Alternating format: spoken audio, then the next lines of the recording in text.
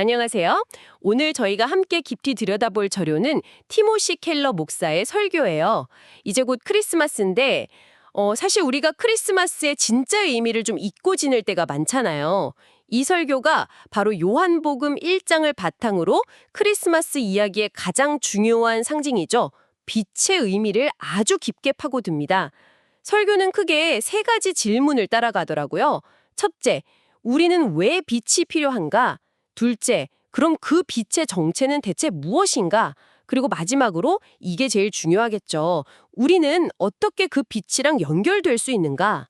아마 이 세 질문을 따라가다 보면 막연하게만 알던 크리스마스의 의미가 훨씬 더 선명하게 다가오지 않을까 싶어요. 자, 그럼 첫 번째 질문부터 시작해 볼까요? 설교가 아주 단호한 진단으로 시작을 해요. 바로 우리는 어둠 속에 살고 있다는 거죠. 요한복음 1장 5절, 빛이 어둠에 빛이 돼 어둠이 깨닫지 못하더라. 이 구절을 딱 인용하면서요. 여기서 말하는 어둠이라는 게 정확히 뭘 의미하는 걸까요? 네, 그 설교에서는 어둠을 두 가지 차원으로 설명을 해요. 첫 번째는 우리가 아주 잘 아는 악과 고통의 문제입니다. 흥미로운 건 첫 번째 크리스마스 당시의 풍경을 예로 든다는 점이에요. 아, 우리가 보통 생각하는 그런 평화로운 장면과는 좀 다른가요? 네, 거리가 좀 있죠. 당시 헤로드 왕이 자기 권력을 지키려고 베들레헴의 아기들을 학살했잖아요. 그 때문에 아기 예수를 둔 마리아와 요셉은 이집트로 피난을 가야만 했고요. 아, 그러네요. 말하자면 정치적 폭력, 난민 문제, 슬픔 이런 것들이 첫 크리스마스의 진짜 배경이었던 셈이죠. 설교는 이게 그냥 2000년 전 이야기가 아니라 지금 우리가 뉴스를 통해 매일 접하는 세상의 현실과 똑같다고 지적해요. 듣고 보니 그렇네요. 우리는 크리스마스를 너무 동화처럼만 생각하는데 사실 그 시작부터가 아주 어두운 현실 한가운데였다는 거군요. 맞아요. 그리고 두 번째 차원의 어둠은 바로 무지예요. 비유가 아주 와닿는데 만약 우리가 있는 이 방에 불이 갑자기 전부 꺼졌다고 상상해 보세요. 그럼 우린 출구를 찾으려고 막 벽을 더듬거리면서 헤맬 거 아니에요? 어디로 가야 할지 전혀 모르니까요. 마찬가지로 인류는 세상에 가득한 저런 악과 고통의 문제를 어떻게 해결해야 할지 그 근본적인 원인이 뭔지 모르는 상태, 즉 길을 잃은 상태라는 거예요. 알겠습니다. 세상에 고통과 악이 가득하고 우리는 그걸 해결할 방법을 모른다. 그런데 아까 인용했던 5절을 보면 어둠이 깨닫지 못하더라라고 되어 있잖아요. 이게 단순히 우리가 무지해서 빛을 이해하지 못했다는 뜻일까요? 아니면 다른 의미가 더 있는 건가요? 어감이 좀 약하게 느껴지기도 해서요. 와, 굉장히 중요한 포인트를 짚어주셨어요. 설교의 핵심 중 하나가 바로 그 단어에 담긴 이중적인 의미거든요. 우리가 깨닫지 못하다라고 번역한 원어 단어가 이해하다라는 뜻도 있지만 동시에 이기다 또는 제압하다라는 뜻도 가지고 있어요. 아, 그러니까 그냥 모르는 수준을 넘어서 적극적으로 저항하거나 억누르려고 했다는 의미까지 포함될 수 있다는 거군요. 이건 훨씬 심각한 상태인데요. 바로 그거예요. 인류의 상태가 단순히 빛에 대해 무지한 게 아니라 심지어 적대적이라는 거죠. 우리는 빛을 이해하지도 못할 뿐더러 그것을 이기려 들고 심지어 꺼버리려고 한다는 겁니다. 이것이 성경이 진단하는 인간의 근본적인 문제라고 설교는 말해요. 부딪히는 것 같아요. 설교에서도 몇 년 전 뉴욕타임즈에 실렸던 광고 문구를 예로 들잖아요. 크리스마스의 진정한 의미는 사랑이 승리하고 우리 스스로 단결과 평화의 세계를 만들 수 있다는 믿음입니다. 이런 문구요. 네. 사실 굉장히 듣기 좋고 희망적인 메시지죠. 우리가 힘을 합치면 우리의 선한 의지와 기술로 세상을 더 좋게 만들 수 있다. 즉, 우리 안에 이미 빛이 있다는 이야기거든요. 그렇죠. 우리 안에 답이 있다. 하지만 설교는 성경의 메시지는 그 정반대라고 아주 날카롭게 지적해요. 문제의 핵심이 우리 자신에게 있기 때문에 해결책인 빛은 반드시 우리 외부로부터 와야 한다는 거죠. 우리 안에 답이 없다는 말이군요. 어떻게 보면 좀 절망적으로 들리기도 하네요. 그렇죠. 그래서 체코의 초대 대통령이었던 바칠라프 하벨의 말을 인용하는 부분이 더 인상 깊게 다가와요. 하벨은 공산주의와 자본주의를 모두 겪어본 사람이잖아요. 네. 그가 내린 결론은 기술, 과학, 민주주의 같은 인간이 만든 그 어떤 위대한 시스템도 우리 내면의 가장 깊은 문제, 이기심이나 증오 같은 것들을 해결할 수는 없더라는 거예요. 그래서 그는 인류가 스스로 신이 아니라는 사실을 계속해서 기억해야 한다고 역설했죠. 우리 스스로는 답을 찾을 수 없다는 말이 참 뼈아프게 들리네요. 그렇다면 희망은 없는 걸까요? 설교는 바로 이 지점에서 우리 다 외부에서 찾아야만 하는 그 빛의 정체에 대해 이야기하기 시작하죠. 그 빛은 대체 무엇입니까? 그 빛의 정체는 바로 말씀, 헬라어로는 로고스라고 불리는 예수 그리스도예요. 설교는 요한복음 1장 1절, 말씀이 하나님과 함께 계셨으니 이 말씀은 곧 하나님이시니라. 이 구절이 정말 충격적인 선언이라고 강조해요. 잠깐만요. 이 부분은 정말 머리를 한 대 맞은 것 같은데요. 보통 신을 한 분이라고만 생각하는데 하나님이시면서 동시에 하나님과 함께 계셨다는 건 논리적으로 모순 아닌가요? 이게 무슨 뜻이죠? 네, 처음 들으면 누구나 그렇게 생각할 거예요. 하지만 바로 이 모순처럼 보이는 구절이 기독교의 가장 심오한 진리 중 하나인 삼위일체의 신비를 드러내요. 하나님은 한 분이시지만 그 본질 안에 성부, 성자, 성령이라는 세 인격이 존재한다는 거예요. 그리고 중요한 건 이 세 인격이 영원 전부터 서로 분리된 채 계신 게 아니라 강렬하고 완전한 사랑의 관계를 맺고 계셨다는 거죠. 여기서 함께라는 단어는 그냥 옆에 있었다는 물리적인 의미를 훨씬 넘어서 가장 친밀한 사랑과 교제를 나누는 관계를 뜻해요. 와, 신의 본질이 어떤 고독한 단일 개체가 아니라 처음부터 관계였다는 거네요. 설교에서도 이걸 이해시키려고 아주 멋진 비유를 들잖아요. 살면서 누군가에게 정말 완전히 이해받고 지지받고 사랑받는다고 느꼈던 최고의 순간을 떠올려 보라고요. 굳이 말로 다 하지 않아도 내 마음을 알아주는 것 같은 그런 순간이요. 맞아요. 하지만 우리 인간에게 그런 경험은 안타깝게도 아주 찰나에 불과하죠. 우리의 이기심이나 오해 때문에 그 완벽한 순간은 금방 깨져버리니까요. 그렇죠. 하지만 삼위 하나님은 그 무한하고 완벽한 사랑과 기쁨을 영원히 조금의 부족함도 없이 경험하신다는 거예요. 여기서 아주 중요한 연결이 일어나는데 성경의 다른 구절을 보면 하나님은 빛이시다라고 하고 또 다른 곳에서는 하나님은 사랑이시다라고 하거든요. 아, 그럼 그 두 명제가 사실은 같은 말을 하고 있다는 건가요? 정확해요. 설교는 이 두 말이 결국 같은 의미라고 설명해요. 왜냐하면 우리가 앞서 이야기했던 세상의 어둠, 즉 모든 악과 고통, 미움, 분열의 가장 근본적인 원인이 뭘까요? 바로 사랑의 상실 또는 사랑의 부재이기 때문이에요.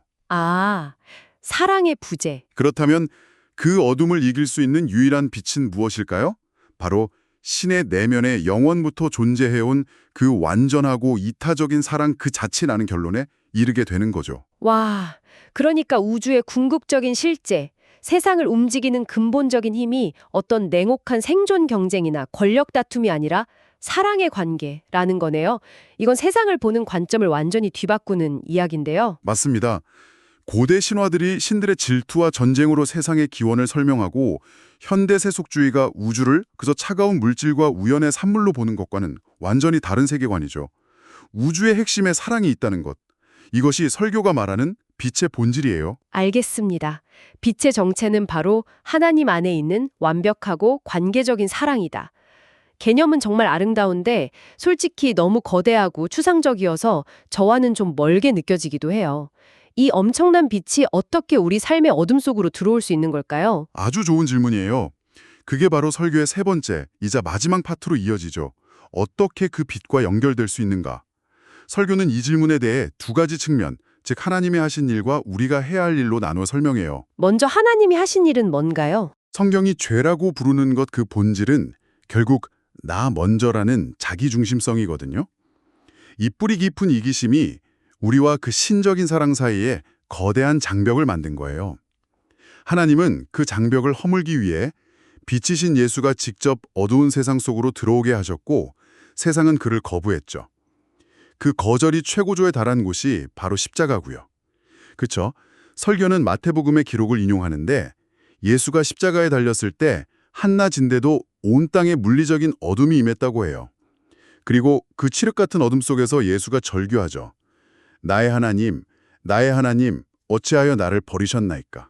그러니까 그 어둠은 단순히 해가 가려진 자연현상이 아니라 뭔가 상징적인 의미가 있었던 거군요. 네, 그건 바로 우리가 받아야 할 궁극의 어둠, 즉 신적인 사랑으로부터의 완전한 단절과 버림받음을 그가 대신 경험했다는 것을 상징적으로 보여주는 거예요.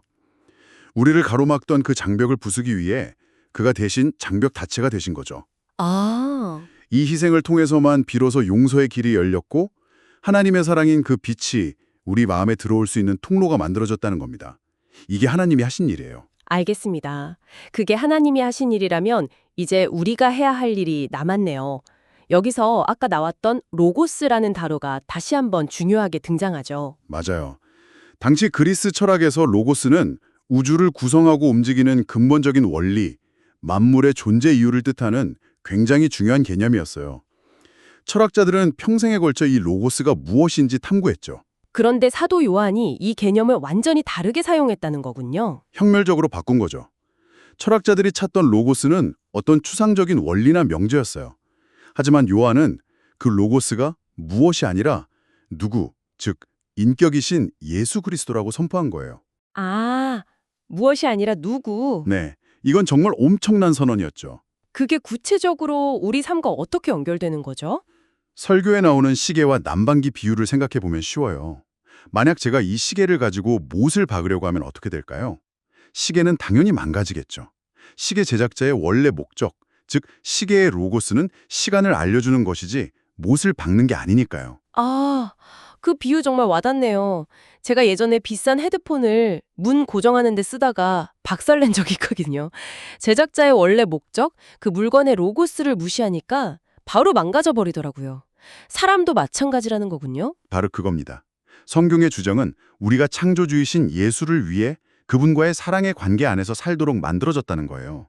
그게 우리의 로고스, 즉 우리의 존재 이유라는 거죠. 따라서 우리가 그 목적에 맞게 살아갈 때, 즉 그분을 우리 삶의 중심으로 모실 때만 비로소 인생의 참된 의미와 기쁨을 찾을 수 있다는 거예요. 그리고 이건 소수의 지식인만 철학적 사유를 통해 도달할 수 있는 어려운 길이 아니라 모든 사람이 사랑의 관계를 통해 접근할 수 있는 길이라고 말해요. 이 지점에서 설교가 우리 모두에게 아주 직접적이고 개인적인 질문을 던지죠. 당신에게 예수는 삶의 이유, 즉 당신의 로고스입니까?